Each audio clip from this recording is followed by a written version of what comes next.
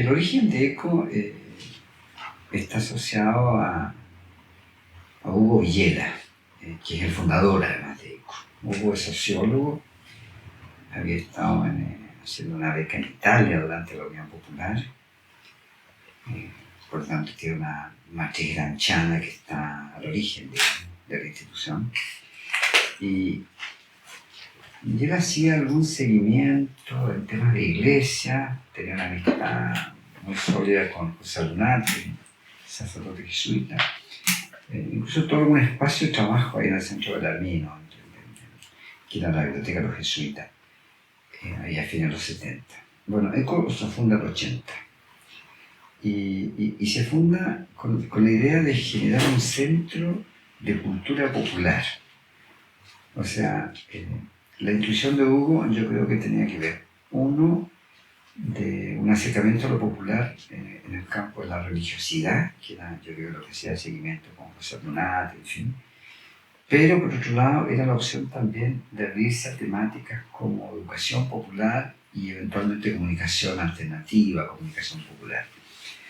Bueno, y de hecho cuando ECO se funda, muy pronto se constituye en torno a estas tres grandes áreas de trabajo: religiosidad popular, educación popular y comunicación popular. Yo llegué a ECO el mismo año de su fundación. ECO se fundó en enero, 16 de enero, entiendo. Yo debo llegado como en abril o mayo. ¿Por qué? Porque yo creo que nace con un equipo de personas un poco mayores para nosotros. Yo en esa época no tenía 30 años, tenía 27 años cuando llegué. Pero Hugo andaba cerca de los 40, cerca. Bueno, para nosotros eran personas muy grandes, pero la verdad es que tampoco eran tan grandes. Pero en la fundación está Hugo, está Fernando Castillo Lagarrigue, que llega muy pronto, teólogo de gran prestigio en Europa, en Alemania. Y luego sumó dos personas que también tenían trayectorias importantes. Rodrigo Vera, que había trabajado en la ENO durante la Unión Popular, en respeto educativo, y que además había hecho su beca, entiendo que no sé si en Francia, sobre Althusser. Y Juan Eduardo García Huidobro, que actualmente es Premio Nacional de Educación. Juan Eduardo había hecho su tesis en Lovaina, también sobre Gramsci. Entonces hay un equipo interesante ahí de gente ya con más trayectoria, y a ese equipo se suman jóvenes. Y los jóvenes llegamos a trabajar sobre todo la línea de educación popular.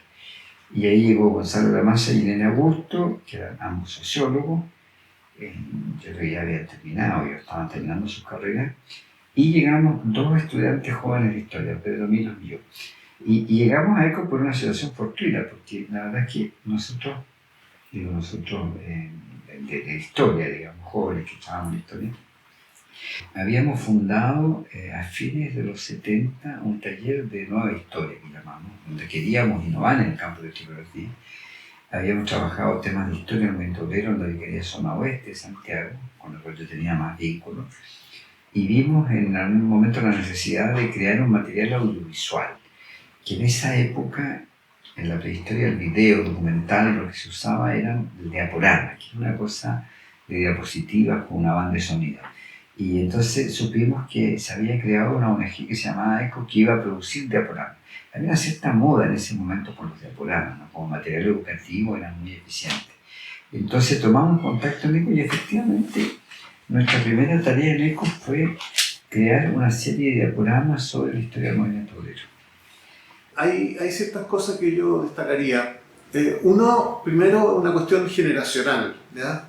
Yo creo que ahí hay un valor en esa experiencia, en la articulación y un cierto traspaso, sinergia entre una generación mayor a la nuestra en ese momento, que estaba compuesta por Hugo, por Fernando, los dos Fernandos, por Juan Eduardo, Rodrigo, y por otro lado esta generación más joven donde está Gonzalo Lamasa, Mario, Irene, bueno, yo, y se produce ahí una articulación que es muy interesante, muy generosa de parte de la generación más vieja, una vejez relativa, porque la verdad que en términos de años no eran tanto los años los que nos separaban, pero en términos de experiencia y todo.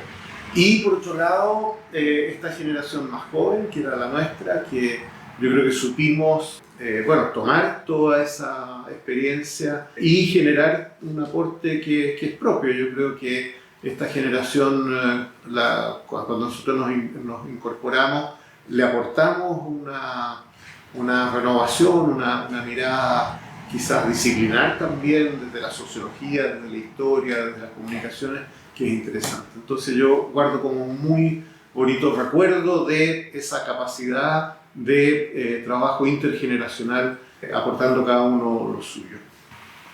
Rápidamente, al poco tiempo de estar en ECO, nos fuimos enterando del proyecto más institucional y fuimos invitados a ser parte del área de educación popular. Y entonces el área de educación popular fue el área más poderosa de ECO en su primera fase, porque en ella participaba Rodrigo Vera, Juan Eduardo García Huidobro y los 4 jóvenes que veníamos recién llegando, Gonzalo, Irene, Pedro y yo. Entonces era un equipo de 6 personas y ahí surgió el primer programa de formación de educadores populares. Yo creo que esa fue la primera iniciativa más potente de ECO, ¿no? ¿Por qué es potente la educación popular? Porque en el fondo había toda una concepción educativa nueva que imaginaba la educación como producción colectiva de saberes y que en el caso de formar educadores populares había que dialogar con aquellos que empezaban a hacer educación popular en Chile. Entonces se trataba de un programa en parte de formación, en parte de sistematización de lo que se estaba haciendo. Entonces fue un proceso muy interesante, muy poderoso, muy potente, digamos. De ello hay una serie que está publicada ahora que se llama Serie de Temas de Educación Popular, donde nosotros, producto de esa escucha, de esa conversación con los educadores, trabajamos 6 grandes temas, digamos, que organizaban la educación pública, ¿no? En primero era como saber qué era, por otra parte estaba el tema de la educación y la organización, el tema de la educación y la cultura popular, el tema de la concientización, que era un tema heredado de Freire, pero que tenía mucho sentido en el campo político, el tema de los sentidos políticos, para qué se hacía educación popular.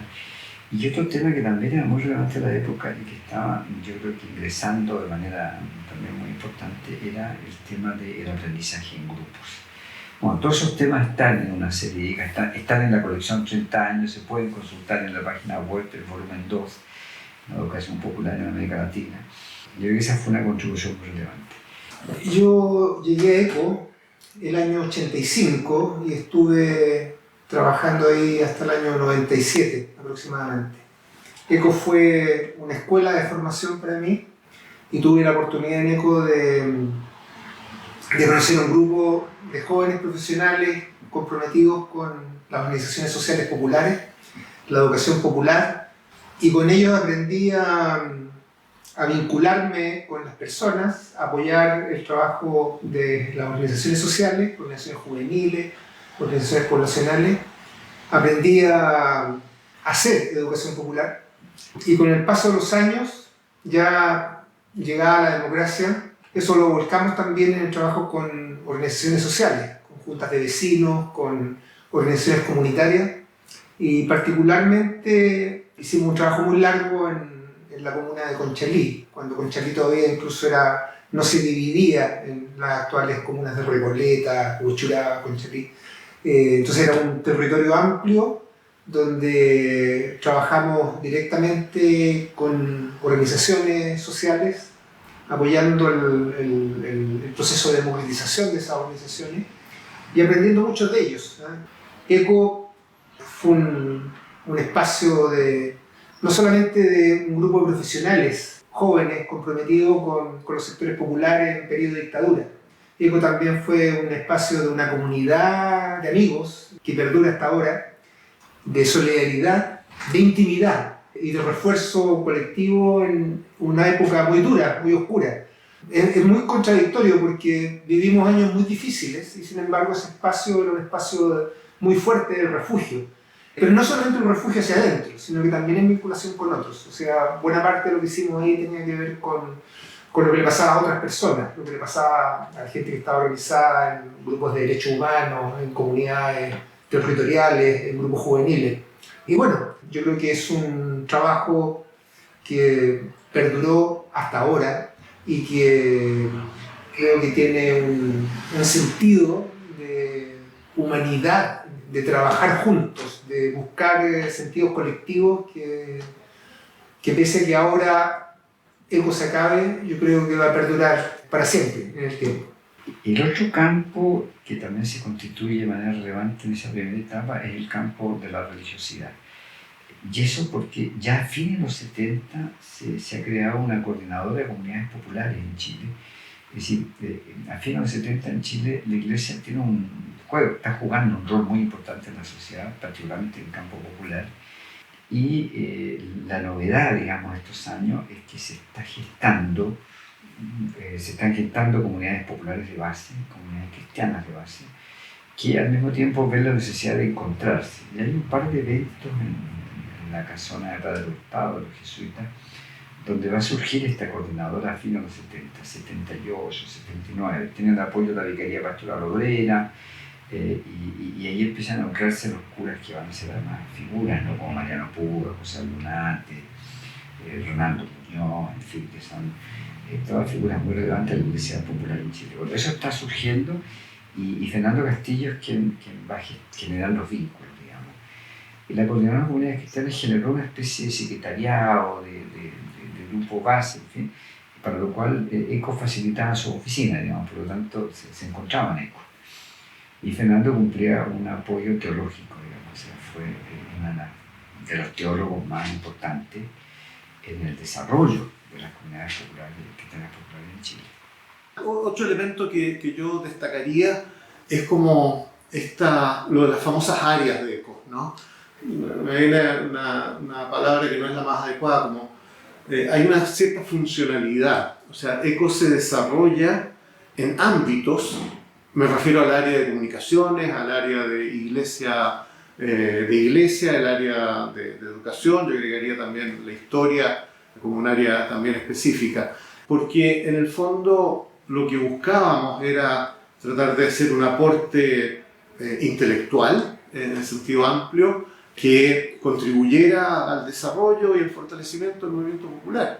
Y lo hacíamos desde ámbitos específicos, lo cual significaba un cierto dominio, ¿no? Una cierta especialización. No nos dedicábamos en general, ¿ya? Sino que habían equipos muy, muy sólidos en todo lo que tenía que ver con iglesia, en lo que tenía que ver con comunicación, en educación popular, por supuesto, y habíamos también un grupo ahí que nos dedicábamos más a la historia. Y eso yo creo, uso el término entre comillas funcional, pero creo que era un aporte útil a necesidades específicas del movimiento popular, y no nos quedábamos solo en las grandes definiciones o los grandes discursos, que por supuesto los teníamos, ¿ya? Y hacíamos gala también de esa capacidad de analizar la situación política en general, pero con estas bajadas que nos obligaban o nos permitían hacer aportes más específicos. Finalmente, en el campo de las comunicaciones era menos claro al principio qué había que hacer. Yo creo que la idea de la formación de educadores populares de alguna manera interpeló a Fernando Sandón, y entonces Fernando lo que hace es que organiza, yo creo que a fines del 80, pero ya para el 81, un primer taller de comunicación popular. Y en el fondo invita a personas que hacían comunicación popular, que podían ser iniciativas muy diversas. Yo creo que la iniciativa que empieza ya a vislumbrarse y a constituirse más son los boletines populares, pero también a veces habían equipos de comunicaciones en parroquias, en comunidades, en algunas organizaciones sindicales, por ejemplo, en Centro Abuelo FECIMA, la Federación Sindical de Maipú. Bueno, Fernando convoca a estos distintos grupos y ahí se empieza a generar una reflexión que desde mi punto de vista, uno de sus primeros resultados fue un documento que está publicado también en ECO, que se llamaba ¿Qué es la comunicación alternativa?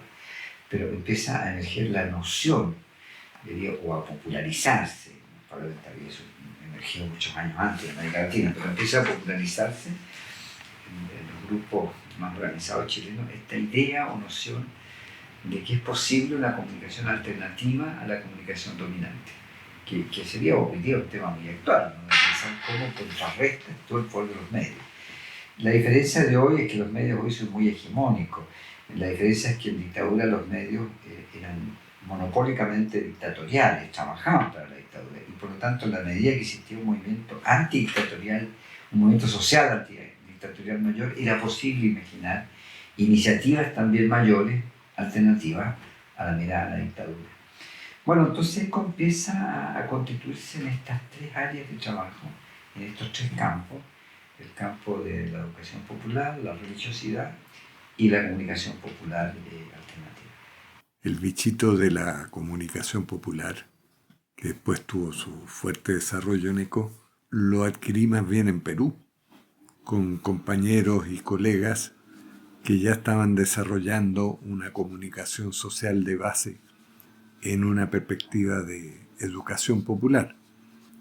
Y en el caso de ECO en particular, a Hugo Villela, cuando imaginó un área y me llamó a colaborar con eso, solo lo pensó como materiales educativos y como el área de difusión de las otras dos áreas, que eran la educación popular y la teología de la liberación. Y ese bichito, por lo tanto, yo le dije a Hugo, podemos hacer algo más complejo, más interesante, porque hay que desarrollar esto. Y hay un primer escrito con mucho de Gramsci entre medio, intentando, digamos, mostrar lo importante que sería que el pueblo, la gente, los pobladores, los campesinos, las mujeres, etcétera, tuvieran sus propias voces y no solamente esta perspectiva que la Iglesia Católica practicaba muy bien de ser la voz de los sin voz. Y nosotros decíamos, no, se puede ser la voz directa, sin tanto intermediario. Y trabajamos en función de eso. Y allí desarrollamos talleres de prensa, porque era lo que las organizaciones sociales, débiles, chicas, pequeñas, la mayoría, intentaban hacer, que eran boletines de prensa. Y de ahí fuimos sistematizando esa experiencia y luego hicimos talleres de prensa con ese material para animar a otras compañeras, compañeros a hacer sus propios boletines o a perfeccionarlos. Bueno, una vez que se constituyeron estas tres líneas de trabajo, de religiosidad, educación popular y comunicación popular, podríamos decir que ECO estaba organizado y definía sus tareas, sus enfoques, etc. Sin embargo, hay varios cambios que se van a producir en los años 80, digamos, y al poco tiempo de la fundación de ECO.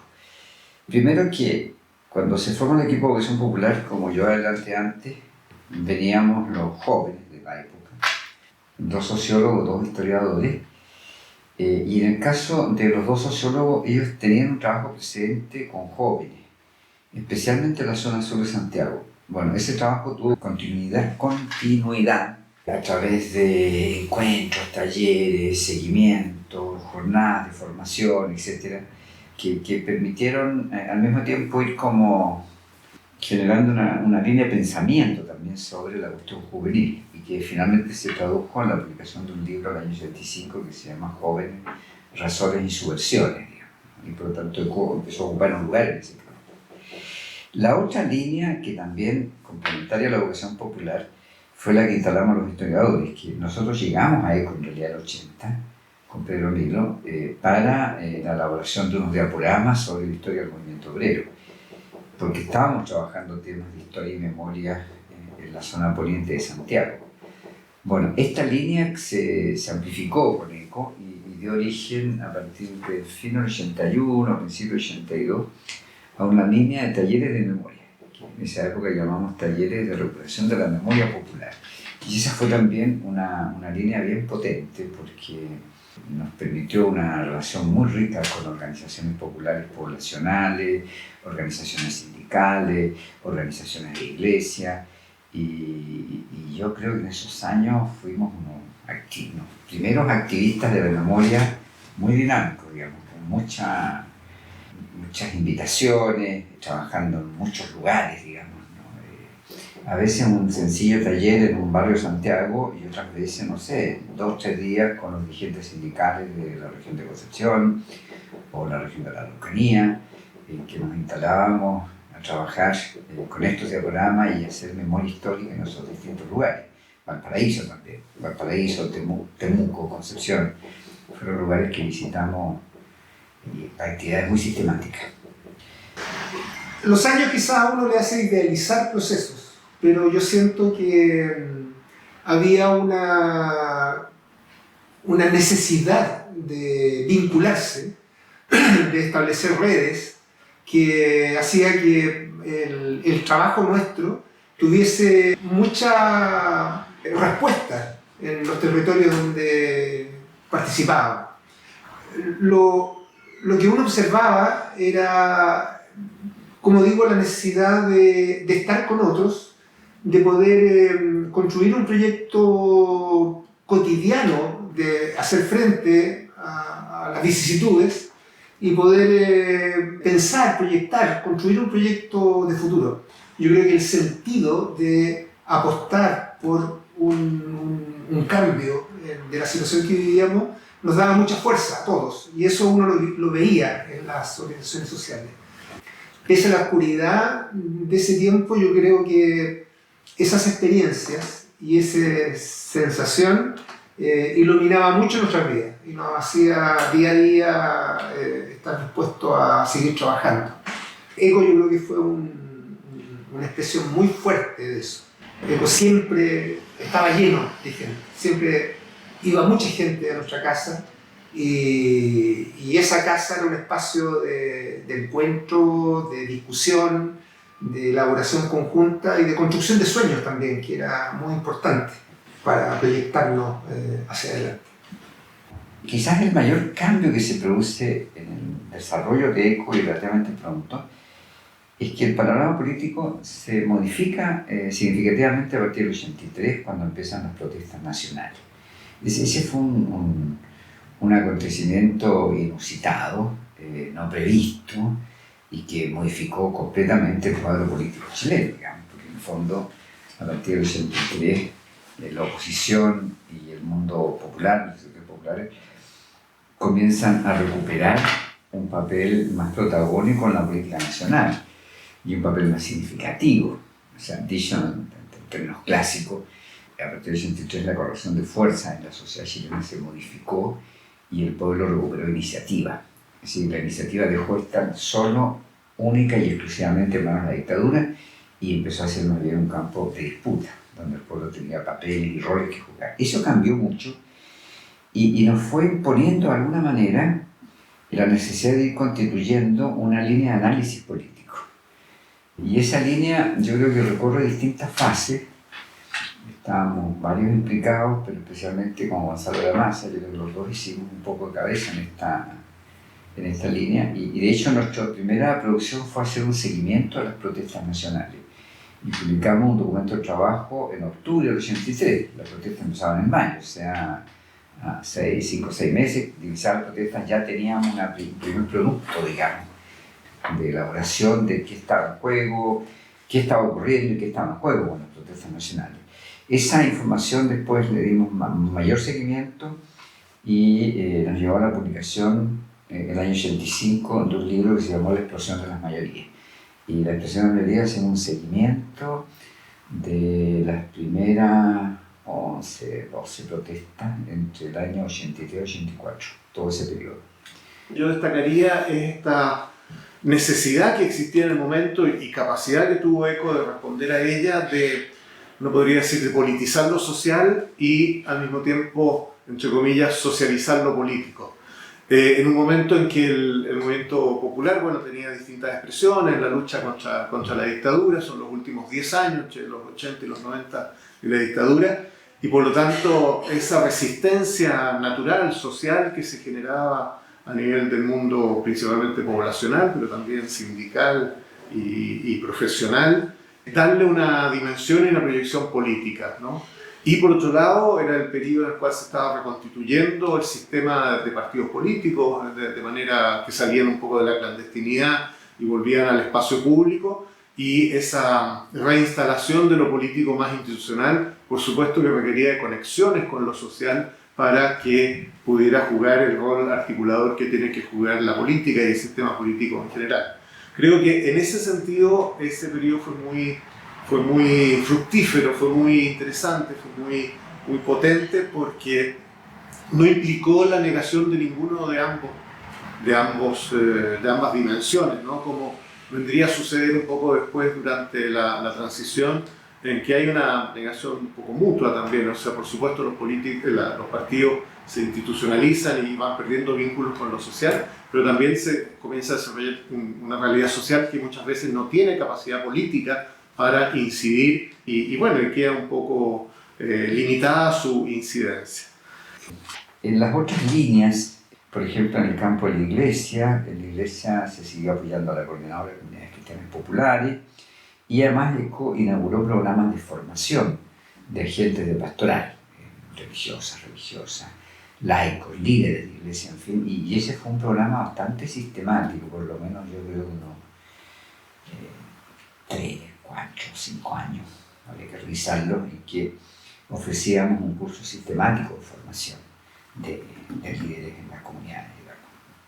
Y esos eran programas que incluían perspectiva histórica, perspectiva sociológica para caracterizar la sociedad actual y también perspectiva teológica, digamos, ver el sustento que desarrollaban las propias comunidades cristianas. Quizás todavía a fines de los 80, otra línea que se nos fue de alguna manera imponiendo, que fue el resultado de nuestra interacción con otros, con la propia sociedad, de cara un poco ya a la transición, fue la pregunta por las ONG. Las ONG es un fenómeno curioso, ¿no? Porque en realidad muy pocos nacimos como ONG. Este fue un nombre que adquirimos en el camino, ¿no? Que se fue poniendo más o menos a mediados de los 80. Nuestra primera denominación fue organizaciones de apoyo al movimiento popular o instituciones de apoyo. Por lo tanto, no nacimos con esa voluntad no gubernamental, en fin, no, más bien éramos organizaciones que tenían una misión muy clara de apoyo a los movimientos sociales, digamos. Bueno, cuando se aproximaba la transición, se fue instalando la pregunta de qué iba a pasar con esta organización, que además estábamos bastante dispersas, sin mucha coordinación entre nosotros y sin ningún tipo de agrupación o asociación que nos coordinara y nos permitiera además enfrentar a los gobiernos de la concertación. Bueno, todo esto fue un proceso largo que llevó a la fundación de una coordinación de ONG que se llamó Acción. ECO jugó un papel también relevante en esto, digamos, y de hecho tuvo la presidencia de Acción los 2 primeros años, 2 o 3 primeros años. Gonzalo de la Maza fue el presidente de Acción, y nosotros destinamos tiempo y recursos, por lo menos 3 años, al surgimiento de Acción y a la consolidación de esta coordinación de ONG. Es una historia después más problemática con el gobierno de la concertación, pero de todas maneras fue una tarea en la cual estuvimos implicados. Quizás finalmente en este recuento un poco esquemático, habría que decir que en los años 2000 hay como 3 grandes líneas de trabajo que de alguna manera son continuidad con el pasado y al mismo tiempo algunas rupturas o más que rupturas, algunas líneas que no pudimos darle continuidad. Por ejemplo, la línea de religiosidad popular, claramente en los 90 no pudimos buscarle mayor financiamiento, hay cambios profundos en la iglesia pidió que se disolviera la Coordinadora de Comunidades Cristianas Populares y por tanto es una línea que al no contar con recursos mayores se nos debilita fuertemente y finalmente acordamos que Fernando Castillo, que era nuestro teólogo, dejara ECO y se incorporara al Centro Diego de Medellín, que era un centro que estaba dedicado exclusivamente a los temas de iglesia y teología, digamos. Pero eso fue una pérdida importante para ECO, digamos, pero inevitable tal vez. Pero junto con esa limitación, ese abandono, digamos, reforzamos otras líneas, y yo diría que básicamente 3. Por un lado, nos dimos cuenta en los 90 que las posibilidades de desarrollo de las organizaciones populares territoriales en una línea de democratización local se fue debilitando progresivamente. Es decir, nuestra hipótesis de que en la transición se pudieran haber potenciado los gobiernos locales como gobiernos democráticos, como ejercicio de democracia local, o sea, gobiernos locales como ejercicio de democracia local, lo cual suponía no solo que había que elegir a los representantes, alcaldes, concejales, en fin, sino que al mismo tiempo garantizar que las organizaciones sociales jugaran un papel activo en el proceso. Bueno, ese proceso se fue enredando y finalmente la concertación, como en muchos otros planos, apostó a la elección de representantes y prácticamente muy pocas iniciativas de participación social, digamos. Y más bien se fue imponiendo la lógica de proyectos, concursos, de proyectos en el campo de la tercera edad, en el campo cultural, juvenil, todo esto con bastante dispersión y con poca eficacia democrática. Yo creo que en general se debilitó ese campo. Bueno, en ese contexto nosotros estimulamos el encuentro directo de organizaciones sociales y iniciamos una línea de encuentro con organizaciones que hacíamos 3-4 veces al año. Las más interesantes fue la época en que nos reuníamos en el Canelo de Noza, en San Bernardo, y reuníamos 90, 100 dirigentes poblacionales de Santiago y discutíamos los principales problemas que estaban enfrentando como organizaciones, temas de gestión, temas de memoria, temas de interlocución con los municipios, el tema de drogas, en fin, íbamos encarando ahí los problemas más relevantes. Esa fue una línea importante. Una segunda línea que era permanente, pero que empieza a tener nuevos desarrollos en esta etapa, es la línea de comunicaciones. Hicimos mención al origen de esta línea a propósito de la comunicación alternativa, pero a mediados de los 80, cuando se multiplicaban los boletines populares en las poblaciones, ECO generó una red de prensa popular. Y esa red de prensa sostenía encuentros anuales y además favorecía un intercambio de boletines, lo cual permitió que ECO acumulara, copiara la mayor cantidad de boletines populares de Santiago y que en el contexto de la transición en los 90 donáramos al Archivo Nacional sobre 900 boletines de Santiago provincia, y es el principal fondo que existe hoy día, el Archivo Nacional de Comunicación Popular, digamos. Y elaboramos materiales educativos muy potentes. Para nombrar solo uno, El Pirata Honrado, que consistía en una apuesta porque no hubiera un solo boletín que no tuviera imagen, ilustración en su diseño, y no solo palabras.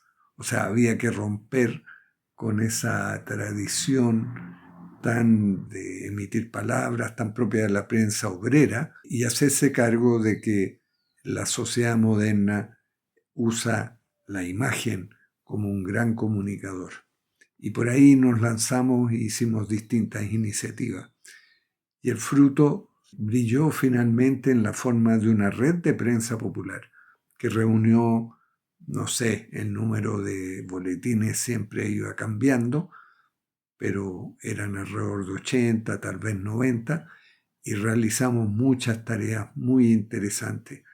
Una de las que guardo mayor cariño fue una exposición itinerante sobre la prensa popular, que tenía expresiones, tenía unas imágenes de prensa escrita, pero con imagen, como les decía, de prensa de la mujer, poblacional, sindical, de iglesia, en fin, de distintos ámbitos, incluso medioambientales y otros. Y esa red que reunía voluntariamente a todo el mundo, nosotros le ofrecíamos las condiciones en ECO para que se pudiera desarrollar y para que se pudiera difundir. Y el método siempre era participativo. La pensamos máximo para un año de trabajo. Y si no recuerdo mal, circuló alrededor de 3 o 4 años, sin parar, permanentemente. Y los destinatarios, que eran las organizaciones sociales de base, podían también intervenirla, añadiendo sus propios mensajes en un par de paneles que estaban destinados a ese fin. Es decir, una metodología muy participativa y que inundó no solo la prensa, también pudimos hacer programas de radio Y más adelante, ya en los albores de la democracia, surgió la radio comunitaria como una experiencia potente y el video educativo, el video popular, que fueron reemplazando poco a poco a los boletines de tradición de prensa obrera. En los 90, 2000, los boletines ya prácticamente habían desaparecido y surgían nuevos medios, digamos. Y yo diría básicamente ya desde, sí, muy propio de los 90. Y así fines de los 80, pero más ampliamente en los 90. El gran medio fue la radio comunitaria. Las radios comunitarias se expanden, surgen asociaciones. Una de esas asociaciones al principio también encontró lugar en ECO, porque la red de prensa había tenido lugar en ECO y por lo tanto también creo que se llamaba ANARAM, la primera, también tenía una oficina en ECO y había por lo tanto una relación muy directa con las radios e incluso con la postulación para obtener licencias, digamos, que las radios pudieran constituirse legalmente en los barrios o en las localidades, en fin.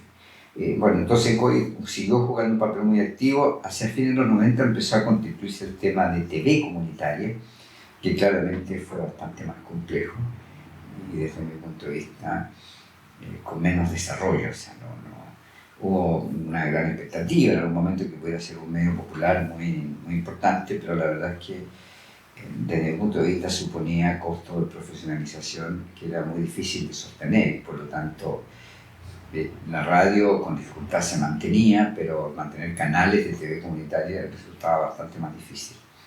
Yo creo que junto con el apoyo a estas iniciativas y medios, también nuestra área de comunicaciones tuvo permanentemente una línea de formación, y esa formación podía ser en el campo del periodismo radial, en el campo de los medios, y también entonces los asuntos técnicos relativos al ejercicio de los medios, bueno, en el campo de las parrillas de las radios, de las programaciones. Entonces hay una línea fuerte y en alguna etapa incluso, pero yo creo que ya en los 2000, apoyo de la Unión Europea que nos permitió expandir algunas iniciativas de formación a nivel nacional, digamos, que fuimos a distintos lugares. Bueno, y finalmente, para no alargarme tanto, la otra iniciativa importante de los 2000 fue la participación de ECO en una red de ONG de los países del Mercosur, que con el apoyo de CCD, el Comité Católico contra el Hambre y por el Desarrollo de Francia, se pudo constituir lo que se denominó el programa Mercosur Social y Solidario. Es decir, una asociación de 17 ONG de los países del Mercosur que con el apoyo del CCD nos propusimos instalar los temas sociales en el Mercosur.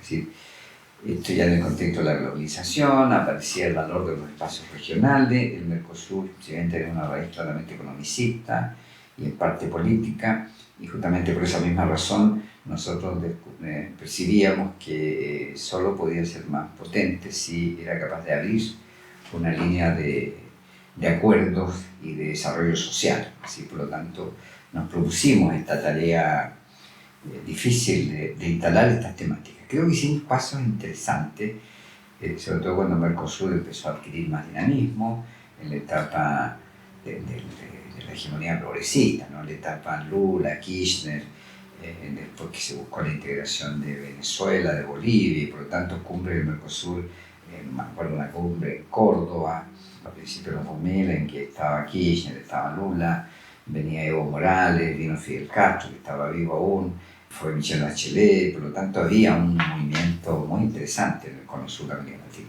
Bueno, en ese contexto nosotros instalamos cumbres sociales y empezamos a instalar responsabilidades sociales y interlocución a veces directa con organizaciones sociales y las cumbres de los presidentes. Amén de trabajos más permanentes en que íbamos instalando temas del propio Mercosur, ¿no? Temas relativos a la soberanía alimentaria, temas relativos a los derechos de las mujeres, temas relativos al lugar de los jóvenes, temas relativos a los derechos de los territorios, en fin, se fueron constituyendo una serie de campos temáticos muy importantes desde el punto de vista de una perspectiva más democrática y con participación de la sociedad civil. Bueno, en ese programa estamos hasta hoy, de hecho es uno de los programas por los cuales estamos cerrando ECO, una pequeña iniciativa local que lo que hace es producir análisis social y hacerse preguntas sobre la democracia en los países del Cono Sur. Yo personalmente, como integrante del equipo ECO, me comencé a involucrar más abiertamente en este proceso de trabajo en el año 2004, 2005, por ahí. Ya venía avanzando este proyecto que implicaba una articulación de ONG chilenas con ONG, ¿no es cierto?, de otros países latinoamericanos, particularmente Argentina, Uruguay, Paraguay y Brasil. El trabajo comenzó fuertemente, efectivamente, por el año 2004 y el año 2005. Recuerdo algunos hitos, por ejemplo, que fuimos al Foro Social a Porto Alegre, ¿ya? En donde allí a mí se me abrió un mundo de aprendizaje, de conocimiento, de organizaciones, de dirigentes, de hombres, mujeres, jóvenes, porque justamente lo que hacía esta plataforma era poner en diálogo, en conversación, la experiencia de las organizaciones sociales que estaban vinculadas a distintas ONG de estos países que yo he mencionado. Entonces, claro, en los foros sociales comenzamos este aprendizaje, este camino, por lo menos en lo que a mí respecta, pero efectivamente ya en los años posteriores fuimos desarrollando una serie de trabajos que básicamente yo diría que, y es lo que yo más valoro efectivamente, es que por una parte tratábamos, o nuestro objetivo era fundamentalmente articularnos y trabajar participativamente con organizaciones sociales, y eso nos permitió acá en Chile, obviamente, trabajar con muchas organizaciones en distintos procesos, en distintas líneas, sobre todo, podríamos decir en términos generales, esto del fortalecimiento de las organizaciones sociales, ¿verdad? Recuerdo, por ejemplo, que hicimos una escuela de ciudadanía, las iniciativas locales eran vinculadas o estaban destinadas a que efectivamente las organizaciones decidieran y pensaran cuáles eran las líneas de trabajo que más les interesaba desarrollar, qué acciones, qué intervenciones, etc. Pero por otro lado también, sin duda que uno de los grandes aportes y yo diría fuente de múltiples cosas fue precisamente esta articulación e intercambio entre las organizaciones sociales de estos países. Tuvimos la oportunidad de viajar a distintos encuentros, a distintos seminarios, a distintas acciones o eventos en donde decenas de organizaciones sociales se encontraban, obviamente viajábamos, ¿no es cierto?, con organizaciones de Chile y nos encontrábamos en los distintos lugares, ya sea en Brasil, en Argentina. Me acuerdo que el primer gran encuentro fue en Rosario, por ejemplo, en Argentina, pero también fuimos a Paraguay, en fin, en distintos lugares. Y allí, sin duda, repito, lo más valioso, creo yo, fue que las organizaciones sociales se pudieron encontrar, pudieron dialogar, pudieron intercambiar, pudieron aprender, intercambiar saberes, intercambiar experiencias. Y claro, efectivamente, con un mundo de cosas positivas respecto a, como digo, aprender, entender, dimensionar temas que, por ejemplo, para nosotros no eran tan relevantes, recuerdo, en ese tiempo. O sea, por ejemplo, para mí fue un gran aprendizaje, y yo diría que casi un descubrimiento, el tema de la soberanía alimentaria, por ejemplo, que está tremendamente fortalecido en lugares como Paraguay, Argentina, mismo Brasil, pero, por ejemplo, para nosotros no. Entonces, en ese sentido, fueron tremendos aprendizajes, fueron grandes aportes y todo. Pero también, claro, algunas dificultades a veces en el diálogo, porque las experiencias históricas obviamente también eran distintas. Entonces, de repente el tema de la democracia, nosotros nos hacía debatir bastante, ¿no es cierto?, entre las organizaciones chilenas y las organizaciones de otros países, por ejemplo, nuestras nociones de ciudadanía. Entonces, claro, obviamente ahí podían haber debates, pero por lo mismo, y sin duda que eso también es parte, ¿no es cierto?, de las buenas experiencias en el sentido de poder conocer, entender, aprender lo que estas otras organizaciones portaban, planteaban de estos distintos países y las nuestras también, me refiero a las organizaciones chilenas que evidentemente tenían sus propias experiencias.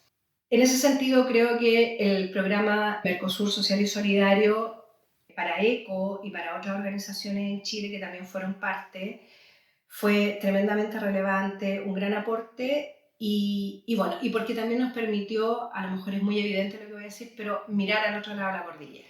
Siempre se ha dicho, ¿no es cierto?, que la cordillera es una especie de muralla que no nos ha dejado mirar. Sí, probablemente sí, pero efectivamente gracias a este programa nos, como decía, relacionamos, nos articulamos, dialogamos, aprendimos, intercambiamos con una multiplicidad de experiencias de los otros países y también ellos nos conocieron a nosotros, que también obviamente es muy importante. En la etapa actual y la etapa casi de cierre de ECO, nosotros hemos estado con 3 líneas de trabajo, digamos. Una línea de asociación con el Estado, de prestación de servicios y alianza con el Estado en programas de memoria con las bibliotecas municipales y especialmente en provincia. Es un programa que se ha sostenido hace varios años, digamos, ¿no? Y que se busca la participación de la comunidad en la creación de espacios de memoria en las bibliotecas locales. Digo, es una línea que se ha hecho en convenio primero con la DIVAN y ahora con el Archivo Nacional y que están terminando justamente este año.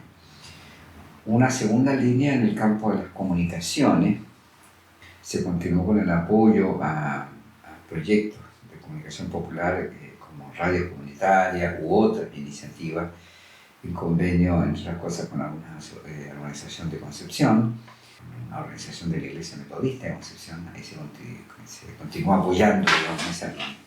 Y una tercera línea vinculada al programa Mercosur fue una línea de talleres que empezamos a realizar a unos 5 o 6 años, donde nosotros percibimos, a partir del 2015, 2016 aproximadamente, que en el contexto de la larga y eterna transición chilena a la democracia, poco a poco se empezaba a generar una situación, por un lado, de un cierto hastío con la política y con las formas de la política, en general escindidas de la sociedad.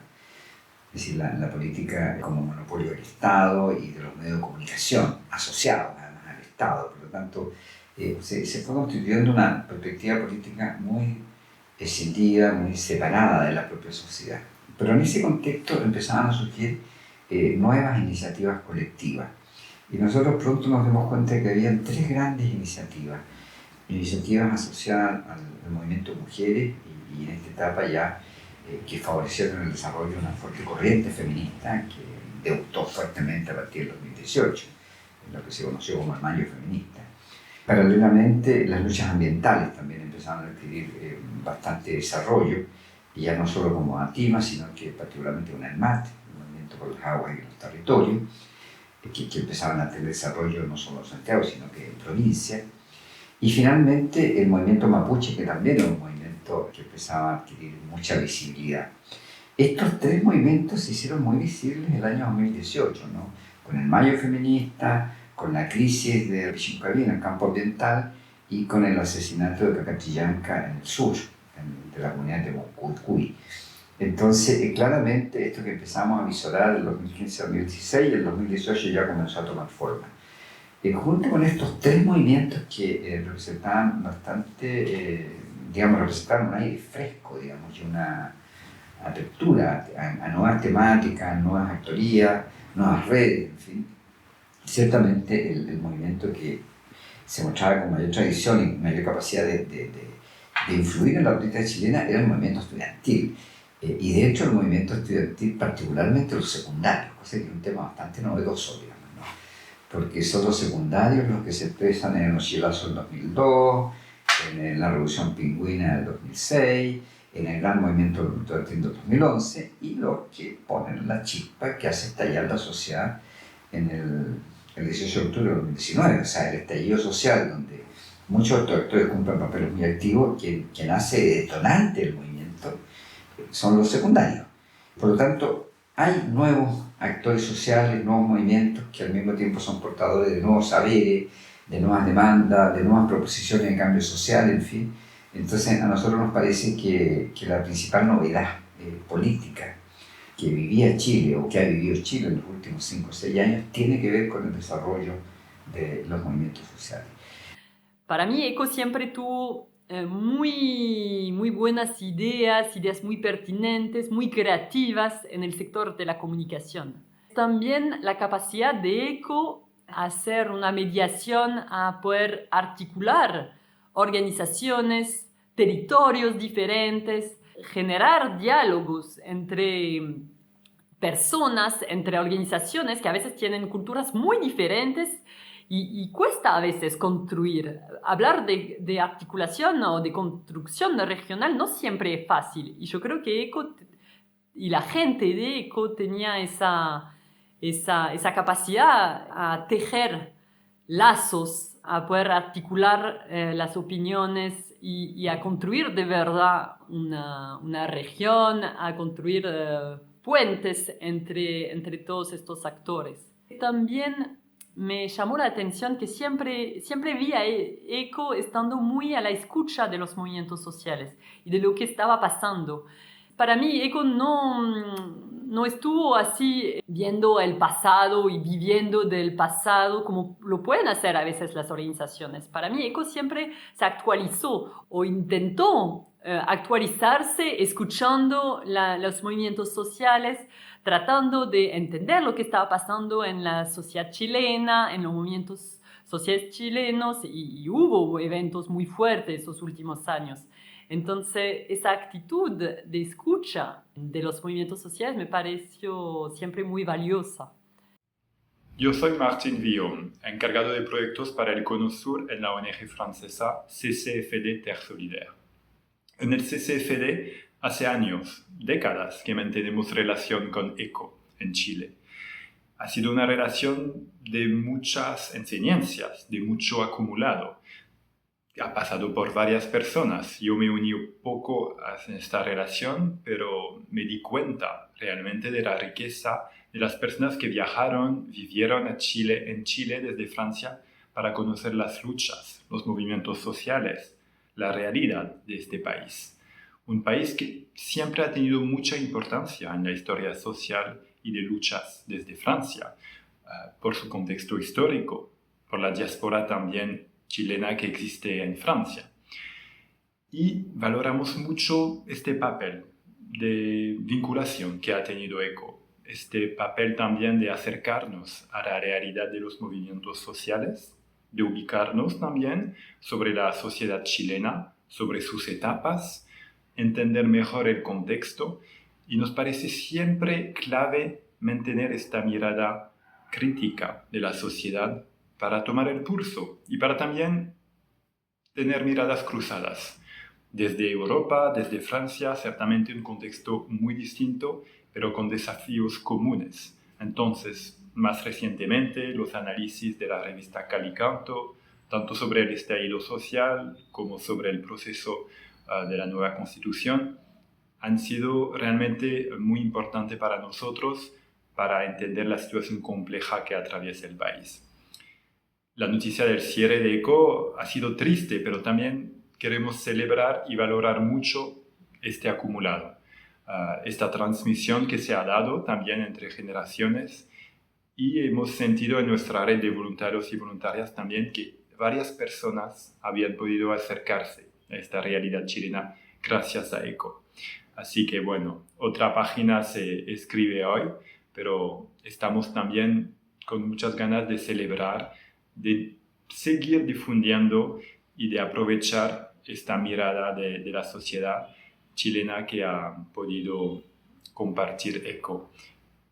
Último punto también muy importante para nosotros desde Francia y los movimientos sociales ha sido el enfoque de educación popular.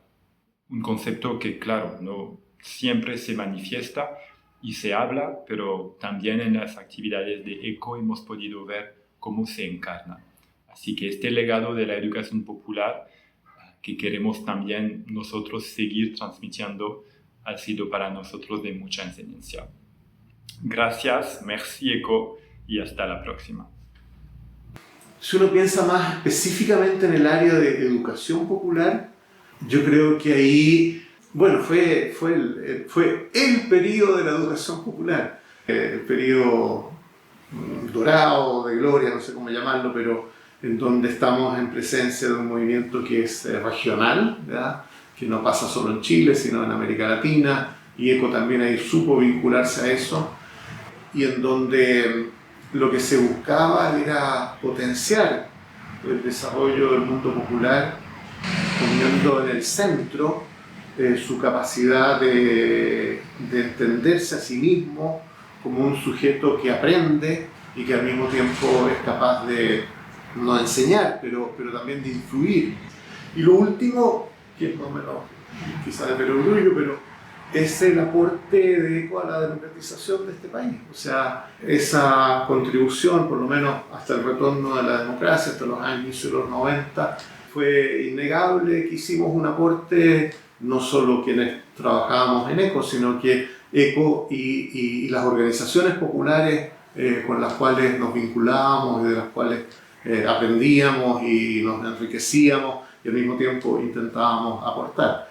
Bueno, en este sentido, si hay una pregunta por el legado de ECO, el legado de ECO yo creo que básicamente tiene que ver con el desarrollo de saberes y capacidades al servicio, históricamente, del movimiento popular, en el sentido más actual, de los movimientos sociales. O sea, en el fondo, de las diversas formas que toma la acción colectiva en el campo de la sociedad, y especialmente en el campo de la sociedad popular. Ese ha sido el sello de ECO, y yo creo que eso es lo que hemos pretendido que trascienda, y hemos querido hacer un aporte, ¿no? De cómo en ese proceso hay demandas y hay prácticas educativas, en ese proceso hay demandas y hay prácticas de comunicación, y en ese proceso hay desarrollos y avances de nuevos saberes, digamos, respecto a la vida social y de la emancipación, o sea, del cambio, de una vida más justa, más libertaria, etc. Yo creo que esas son las grandes orientaciones de ECO.